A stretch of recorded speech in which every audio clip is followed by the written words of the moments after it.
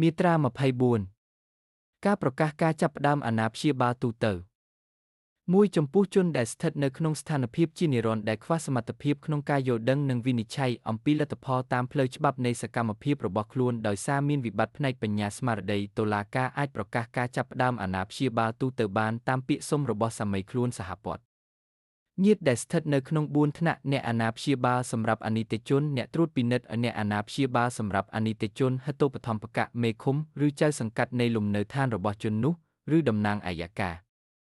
ប៉ុន្តែបញ្ញត្តិនេះមិនត្រូវយកមកអនុវត្តឡើយចំពោះករណីដែលសាមីខ្លួនមិនទាន់ដល់អាយុ15ឆ្នាំនៅពេលដែលមានពាក្យសុំពីក្នុងករណីដែលធ្វើការប្រកាសដែលបានកំណត់នៅក្នុងវត្ថុខន្ទី1ខាងលើនេះបើសាមីខ្លួនជាជននៅក្រោមហេតុបឋមតុលាការត្រូវលុបចោលការប្រកាសការចាប់ផ្ដើមហេតុបឋមចំពោះជននោះ